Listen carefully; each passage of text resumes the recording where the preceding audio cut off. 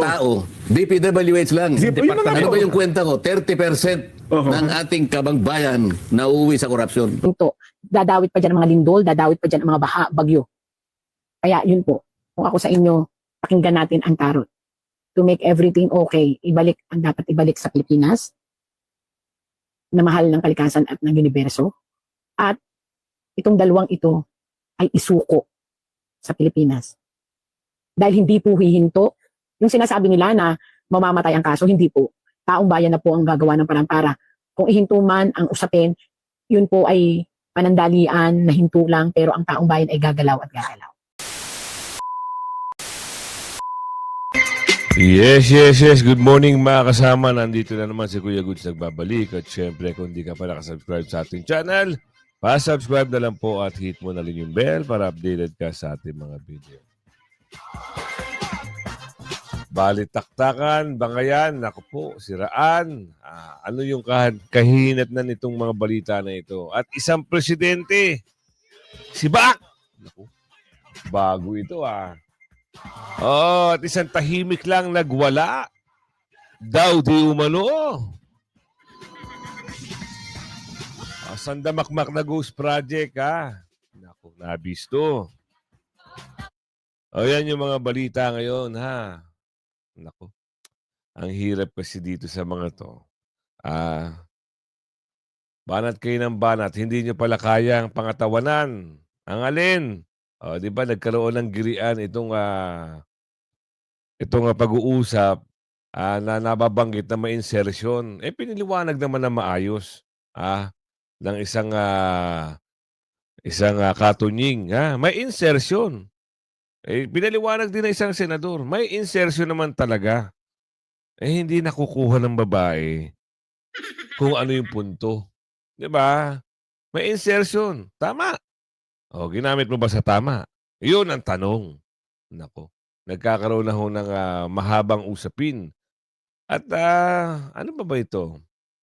Meron tayong nababalitaan na si Meow ay humarap dito kay Kuring para sa interview. Ngayon, anong petsa na ba? 11. Aba. Meron pa rin tayong Pero mamaya wala na to. Tanggal na ho ito mamaya. Kaya, mas maganda sa mas maganda, wait lang may ayusin lang ako.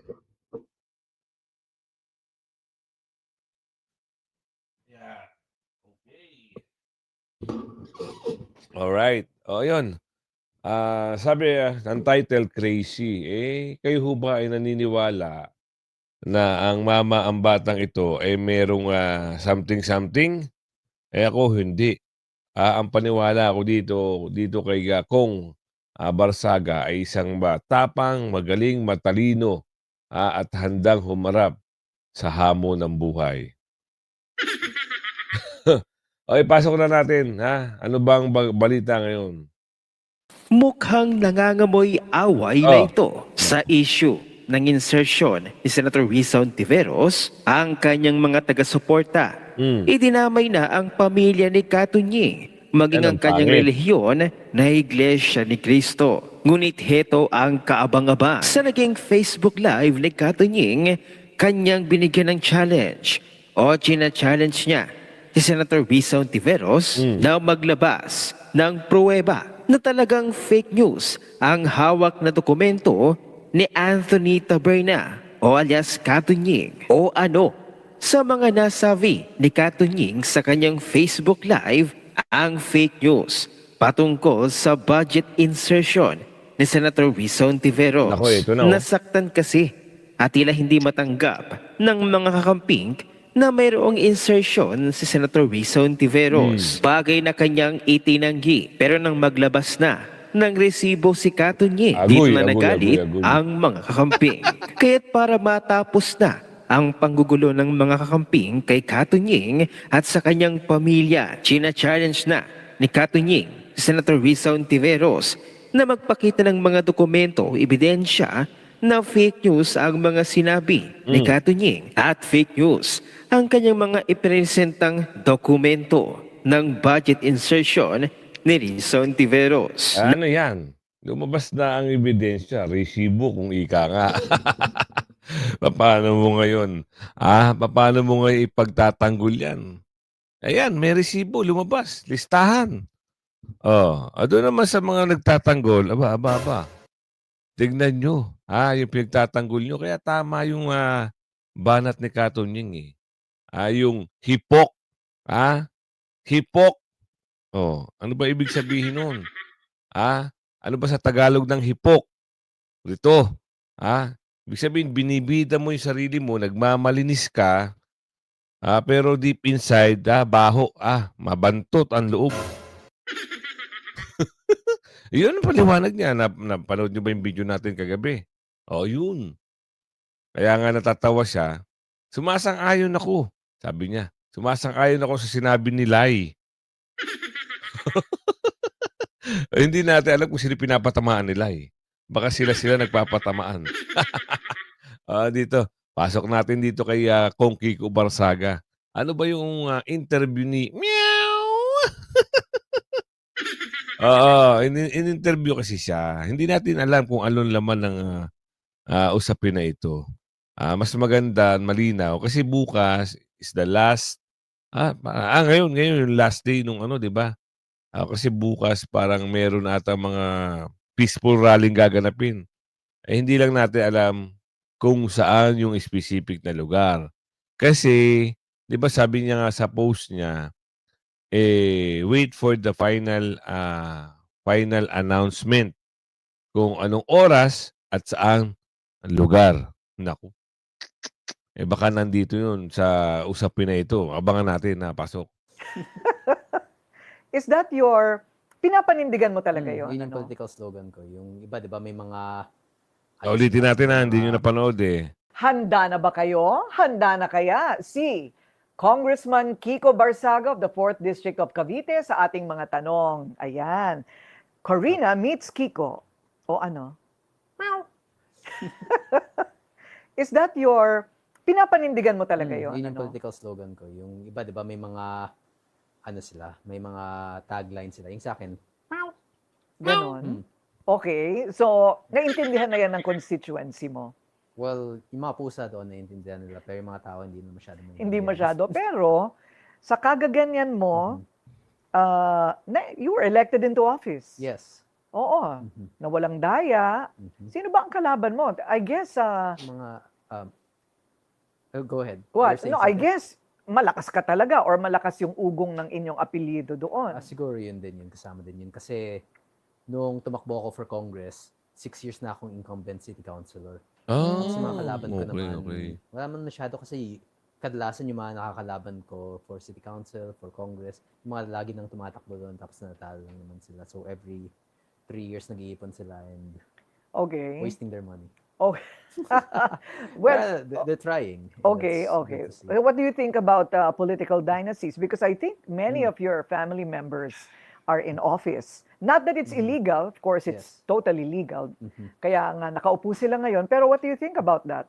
Well, its legality is actually a controversial topic because as per the Constitution, the Constitution is as a stance against political dynasty, but it's not it does not enact upon itself. So it needs an implementing law from Congress, which does not exist. Kaya technically, unconstitutional, it can be considered unconstitutional in a way, pero it's only unconstitutional if there's already a law that states that it's not allowed, and it's still not defined. There's no perfect definition of political dynasty. Seems like the spirit of the law is that political dynasties should not be allowed. Yes. But there are no implementing rules and regulations, right? Because Congress has to enact it. Yes. Sa ngayon, wala pa yon. Wala pa. So kumbaga parang palagay mo, ayaw rin i-enact ng Congress. I mean, madaming matatamaan doon. Maraming So, tatamaan. and no one wants to be the person who removes the jobs from all of his colleagues, di ba? Just like, Ayaw mo maging yes. rason kung ba't unemployed lahat ng mga kaibigan mo, lahat ng mga kasama mo sa Kongreso. So, Correct, yes, no one wants correct. to take the first step to doing that. If someone were to introduce the idea in Congress, would you support it? Well, it depends on what form of political dynasty they would introduce, because there are many different types of political dynasties in Congress. There are congressmen with 1 or 2 relatives in Congress, congressmen like me who has no relatives in Congress, in both the lower house and the upper house, but have relatives in positions in terms of local politics. Tapos may mga iba naman na, for example, like Tulfo, where they have 2 in the Senate and 1 or 2, I believe, in the lower house, where it's much larger. Like, for example, current Speaker Boji D has around 9, I believe, members in Isabela and in national government as a family. In elected Kita nyo? Family dynasty. Yan ang nakakasira sa isang panunungkulan. Bakit? Wala na hong iisipin niya kundi kapangyarihan, pwesto, ganyan. At ito ang number 1. Bakit ka ba tumatakbo? Sige nga, ipaliwanag mo sa akin. Ikaw, kung alam mo naman sasakit ng ulo mo, kakaisip kung paano mo papatakbuhin ang isang pamahalaan. O sabihin na nasa local government ka, mayor. Gusto mo bang sumakit ng ulo mo, sahod lang ng mayor, sabihin natin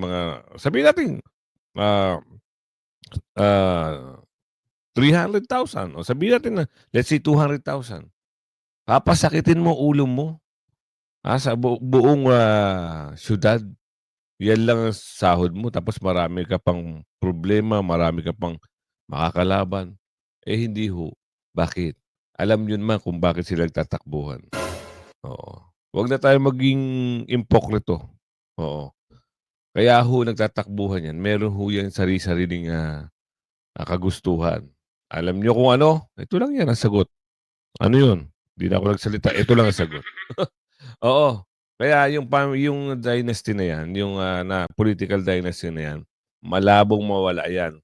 Kung hindi mare-reform ang form of government, kagaya ng sinasabi na mag-resign lahat, snap election, pwede. Pero hindi naman sabihin na snap election. Oo.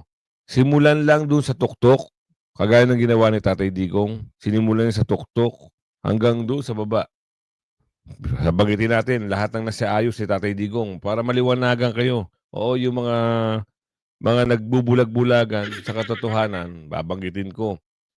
Binago ni Tatay Digong, unang-una, yung mga pinagbabawal na candy. Pangalawa, yung mga kurakot. Oo, nabago. LTO, saan mang ahensya ng gobyerno nabago. Yung trabaho sa gobyerno, lalo na yung mga government employee, isipin nyo, walang lunch break. Tuloy-tuloy ang transaction. Hanggang ngayon, na-adapt pa rin nila. Walang lunch break. Tama. Yung fixer, nabawasan kahit papano. Ngayon, talamak na naman ang fixer ngayon. Ano pa? Sa LTFRB, sa panahon ni Tatay Digong, halos konti lang ang bayaran mo, makakuha ka ng prangkisa. Ngayon, kukuha ka ng prangkisa ng Grab, aabot ka pa ng 70,000 to 100,000. Kita mo yan? Isang kalokohan. Ang panahon ni Tatay Digong, wala niyan. Tapos ngayon, gusto nyo. Sad to say lang talaga dahil hindi napayagan ng interim release ni Tatay Digong. Doon tayo nabubuwisit. Gusto talaga nilang gusto talaga nila. Talagang binubuwisit nila ang taong bayan. Kaya ito meron tayong nabalitaan dito sa hearing ng ICI, nagkaroon ng pagwawala. Hindi natin alam kung nagwala ba talaga o kwentong kutsero. Kasi meron isang kolumnista, parang mababanggit dito na fake news. Naku, sino kaya yun? Matanda na ho daw yun Matanda na ho daw, pero yung pagbabalita, hindi ata kaaya-aya. Ano yan, Kuya Goods? Ito, kasi sinabi, nagwala daw si tahimik lang. Bakit ka magwawala? Anong gagawin mo? Tapos pinalabas daw. Hindi naman pala nagwala. Kwentong-kwentong kutsero o barbero lang pala ata. Nagka-problema pala dyan daw sa ICI hearing dyan, ha? Sa Independent Commission on Infrastructure, ha? Pinakahuli nung isang araw, di ba? Na binalita na natin. Ito ay kung paniniwalaan natin, at ito ay siguro ay, siner na pala na napakaraming tao. Kung paniniwalaan natin ang post ng isang kolumnista, nagwala daw, Jen. Nagwala si Senador Mark Birliar sa hearing. Naku, nagwala. Tapos ang pangalan ng nag-post, Oo, to si Paul II. Yung matanda. Si Nomar. Oh, kilala niyo ba ito? Di ba ito rin yung...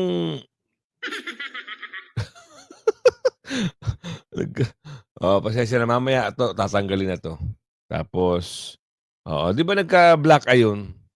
Kuya Gus, black eye ata yan eh. Hindi po. Oo, na ano po to, na operahan to ng ano. Oo, pterygium. Kasi magpapacheck ako ng mata, nakita. Yun. Dire-diretso. Yan kagaling sa Mars. No? Ganyan sa Mars. Dire-diretso kagad. Wala nang pasigot-sigot. Meron ka lang PhilHealth. Actually, PhilHealth lang ho ang ginamit dito.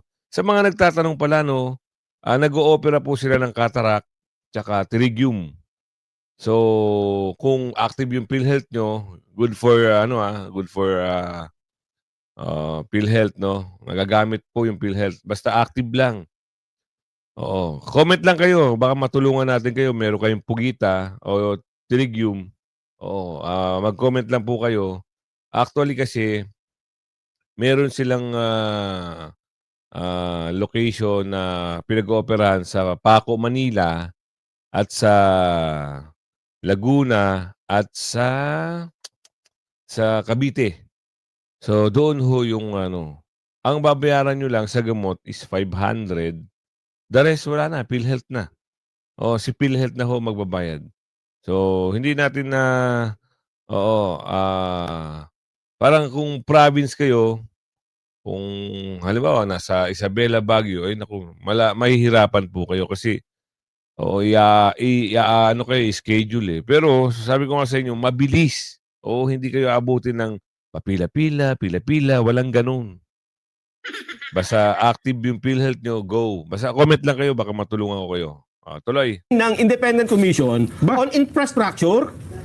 Si Senador Villar kasi, Secretary ng DPWH. Tama, nung panahon niya nung nakarang administrasyon. Duterte. At binalita nga, siya at ang pinakahuling may patawag ng ICI. Ay, nagwawala daw dyan. Hindi, ang alam ko si Mark Villar, tahimik lang. Tahimik lang. Di ba? Ayaw daw paawat. At ipinatawag na yung security at pinalabas siya. Dahil sa Totoo yun. pagwawala. Parang wala ata sa katauhan ni Senador Mark Villar yung bagay Out na of yun. character. Ama. Parang hindi ato. Tahimik yan eh. Tapos sasabihin nagwala. Ito ang sabi ng ICI ngayon. Oh. This is not true. Ha? The proceedings were orderly, similar to other hearings conducted by the ICI. So hindi totoo yung sinabi sa column. Hindi. Ayon kay Attorney Brian Osaka, ICI Executive Director. Baka nga naman hindi totoo yan. Sino ba yung nagsabi na... Si Ramon Tulpo. Siya naglabas ng column na nagwala daw si Mark Villar. Nag-post siya. Ang sabi ng ICI, hindi yan totoo. Hindi siya nagwala. Oo. At humantong paro sa tumawag ng guardia, So pinalabas. paano natin malalaman kung sino nagsasabi ng totoo? Si Ramon Tulpo o yung tagapagsalita ng Si ICI? Osaka. Hindi natin malalaman, Sen, Jen. Kasi hindi naman natin nakita. Hindi naman natin napanood. Oo nga. Hindi ka tulad sa Palihim kasi. Oo. Yun ang disadvantage. Disadvantage nga. Oo, Tama kayo sa palihim ano. pala. Kaya yung mga tao, Tama, kaya yan ang pangit. Iba yung Blue Ribbon, nakita ng tao live. Iba itong tinatago sa taong bayan. So, pwedeng gawa ng kwento. So, nagwala, hindi kita sa camera, pwede. Hindi totoo, pwedeng tinatanggi dahil parehas lang naman daw to sa normal na hearing. Ano ang totoo? Ang totoo, hindi natin nakita lahat. Tama. Tama. Merong mga bagay-bagay tayong dapat hilingin sa kanila. Isa publiko nyo. Huwag nyong tapusin na wala ang mananagot. Kasi natatakpan na ho ang issue. Ang issue dito ay yung mga bag na mali-maleta. Asa na sila? Magaling ka talaga, bungit-ngit. gustong-gusto niya talaga na nakikita. Para sa ganoon, walang patutsadahan na ganyan. Ayun. So ito pala yung naka-live stream na son. Ay, walang makapaglalabas ng maling Impormasyon. informasyon. Maalalaman natin kung sino nagsasabi ng totoo. Kaya ang sabi nga namin ni Jensen kahapon mali yung dahilan ng ICI na hindi nila inilalabas ito kasi baka magamit kung saan-saan. Yung public, trial by publicity daw nanganganib Lalong magagamit kapag hindi natin napapanood. Hindi, kasi kapag nga ang pinag-uusapan itong lawak at saka yung magnitude ng pagkakawaldas ng pera ng bayan, pagkatapos ang gagawin mong taga-usig, palihim silang nag-iimbestiga. Yan, oho. Pagmumulan lang ng pagdududa yan eh. Oh, gaya niyan. Paano natin masasabi sino nagsasabi nga naman ng totoo, no? Eh, gusto to. Alam naman sabihin natin nagsisinungaling si Montulfo. Oo. Bagamat sa mga nakaraan, ginawa na niya, di ba? Oo. Hindi mo naman masasabing totoo ang sinabi ni Kate Osaka kasi wala naman rin para tayong katibayan, di ba? kwento sa kwentong tama ka. Dapat talaga open na open yan. Oho. Dapat nakikita ng taong bayan yung ginagawang pagsisiyasat dyan. Oho. Tsaka harap-harapan talaga, hindi yung sasabihan mo sila pagkatapos sa Twitter lalaban. Sinasabi lang naman, Oho. magsasalita sila, almost all senators had insertions. Sabi ganun, ano. Yan nagkaroon ng negative na connotation yung salita na yan dahil nga yung mga insertions yan ang naging dahilan kung bakit nagkaroon napaka-maanumalyang paggawa ng flood control dahil sa mga insertions na yan. Pagkatapos babanggitin niya na sa plenary kanya bubusisiin ko yan. At malalaman natin kung paano, bakit pinayagan yan. Kasi ibig sabihin, pagka ganun ang pananalita, parang masama talaga eh. Ayun na nga po, Kasi sir. tanong, bubusisiin ko yan. At kailangan malaman natin bakit yan pinayagan. Ibig sabihin, hindi dapat mangyari yan. Oho. Kita nyo na. Ano nangyari? Ay, kita nyo na. Tanggihan sila na tanggihan. Wala daw insertion, lalo na itong babae. Booking na eh. Tapos ngayon, ito pa, laganap pa. Ang Ghost Project. Ang tibay ng mga panganyo, no? Kayo na pera ng taong bayan, gusto nyong ubusin, wala kayong ginawang matino. Nagpapagawa kayo na nagpapagawa, pero mga substandard. Kung tutusin, maganda ang Pilipinas kung sa tama na pupunta itong mga pondo na ito. Kaso hindi eh. Pinagnanakaw. Kaya kayo, pag boboto kayo, alisin nyo na yung mga malalaking pangalan. Malalaking mga pangalan, kagaya ng dilaw, kagaya ng pula. Doon tayo sa green. Tsaka taga Mindanao ang boto nyo. Huwag kayong boboto ng taga Luzon. Ilang dekada na yan mga namumuno. Wala pa rin nangyayari. Kita nyo sa yung taga Mindanao. Isang beses umupo si Tatay Digong, kulang lang yung 6 years, marami nagbago. Sabihin mo sa akin, Kuya Goods, ano ba yung driver's license mo?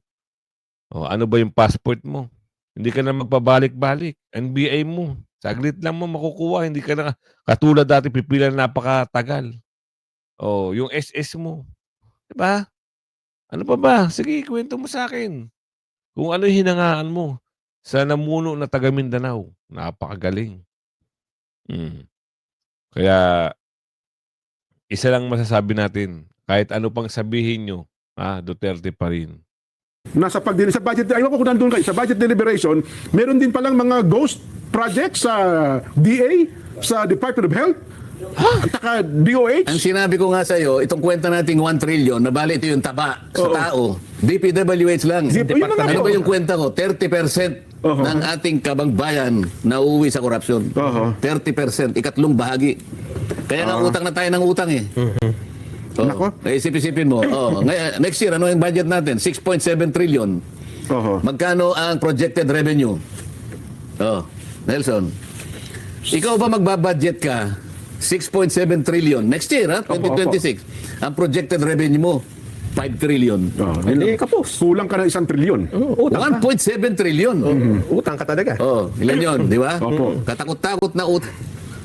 Speak of tungkol pala dyan, Nelson, kayo ng umaga kasi may nabalita tayo at ginamit natin yung balita tungkol doon sa pagdinig ng humaharap sa budget hearing ang DND na tinatanong ng Senador Sherwin Gatchalian na tungkol doon sa pondo na nilaan sa mga barracks.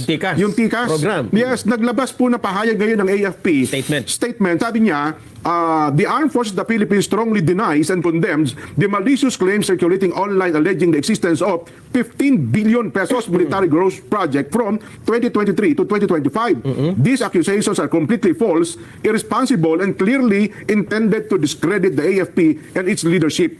For the record, there are no ghost projects in the AFP. The AFP neither implements nor receives funds for infrastructure projects. All military facilities constructed under the Tatag ng Infrastruktura para sa Kapayapaan at Seguridad o TICAS program are funded and implemented by DPWH of Public Works and Highways o DPWH, while the AFP identifies and prioritizes projects based on operational needs such as barracks, training facilities, and headquarters building. the funds are released directly to the DPWH, not to the AFP. The AFP merely serves as the end user of recipient of completed projects which are subject to DPWH procurement, engineering, and auditing processes. Aamin ba sila, Kuya Jen? 'Di ba? Kaya halos nga pagtanggi sila lagi eh.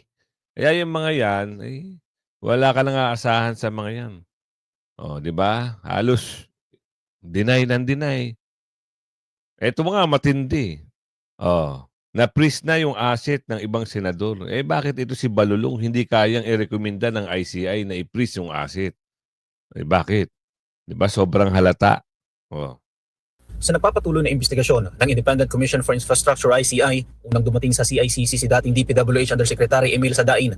Kasunod si dating Undersecretary Roberto Bernardo upang humarap sa pagdinig kaugnay sa flood control project anomalies. Ayon kay Sadain, ipinaliwanag nila kung paano isinasagawa ng DPWH ang malalaking proyekto ng gobyerno. We were actually called to give some briefing on how the ODA or the infrastructure flagship projects are being carried out in the implementations, both physical and financial.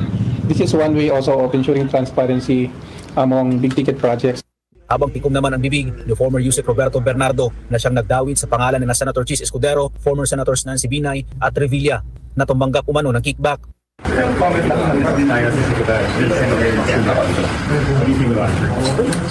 Ayon naman kay ICI Executive Director Brian Keith Hosaka, simula sa susunod na linggo, tuwing Martes at Miyerkules na lang isasagawa ang mga hearing upang mabigyang daan ang masusing pagsusuri ng mga dokumento. Starting next week, we will be conducting our hearings every Tuesdays and Wednesdays. Okay? And then to give us time already to scour through all the information and documents that we have and for case build-up. Dagdag pa ni Hosaka, Wala na. Itong usapin na ito, uunti-untiin na to. Matatabunan na to mga kasama. Talagang matatabunan na. Bakit?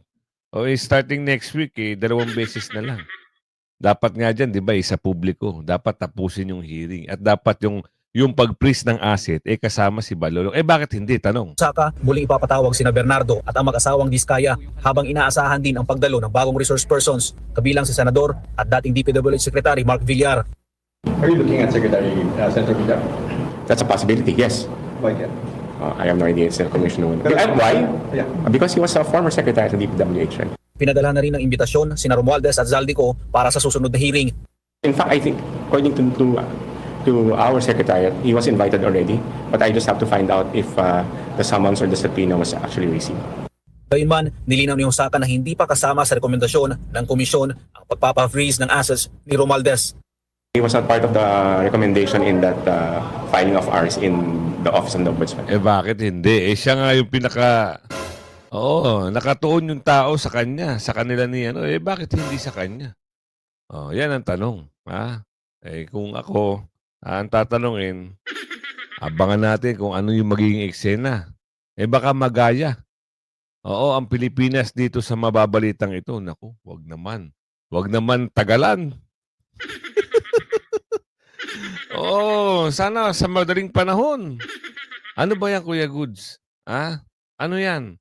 Kayo na bahala humusga kung ano to. Sinibak na sa pwesto si Peruvian President Dina Boluarte matapos ang unanimous vote ng Kongreso sa pamamagitan ng mabilisang impeachment process. Sa kanyang pahayag mula sa Presidential Palace, kinilala ni Boluarte na ang parehong Kongresong tumanggap sa kanya taong 2022 ay siya ring nagpatalsik sa kanya ngayon. 10 de octubre del 2025, después de 2 años, 10 meses y 3 días, me presento ante ustedes como la mujer que aquel 7 de diciembre del 2022, con valentía y amor por mi patria, asumí el mandato constitucional como presidenta de la República. Recibí con honor la banda presidencial por el Congreso de la República. El mismo Congreso que el día de hoy aprobó la vacancia presidencial, con las implicancias... Hindi natin maintindihan mga kasama, no? Pero yun yung balita na napatalsik. Hindi malabong hindi mangyari. 'Di ba? Kasi halos ang daming galit Milyon-milyon tao So ngayon dito sa Peru, kung sino yung kakampi niya, siya yung bumaklas sa kanya. Dito naman sa Pilipinas, malalaman natin yan kasi mas malakas at saka may bibigay ako sa inyong slide. Kung natatandaan nyo yung balita patungkol dito sa tarot reading, nagkakatotoo na ho. Oo, ipapasok ko lang Nagkakatotoo na ho. Baka kasi sabihin nyo niloloko ko kayo eh. Andito ba yun? Hindi to. Isa pa. Meron lang ako ipapakita sa inyo. Kasi yung ito. Para maliwanag sa maliwanag. Wait lang ate. Wait lang. Masyado ko nagmamadali. Ito, ipapakita ko na sa inyo. Yung kay kay Ate Winda Fortune, kung ano yung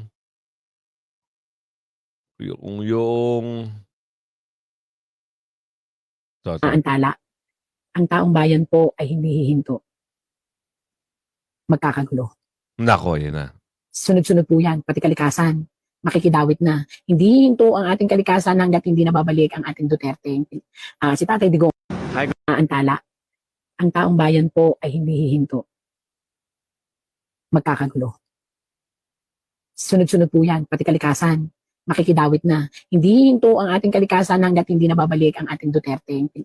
Si Tatay Digong sa Pilipinas, tandaan niyo po yan. Yan po yung matagal ko nang sinasabing there is something universal action, not ito paranormal, pero ang ating pong Tatay Digong ay guided by the universe. Kahit saan kung tingnan, hindi hihinto ang sakuna. Ipapakita ang kalokohan na nangyayari sa Pilipinas at hindi rin hihinto. Dadawit pa dyan ang mga lindol, dadawit pa dyan ang mga baha, bagyo.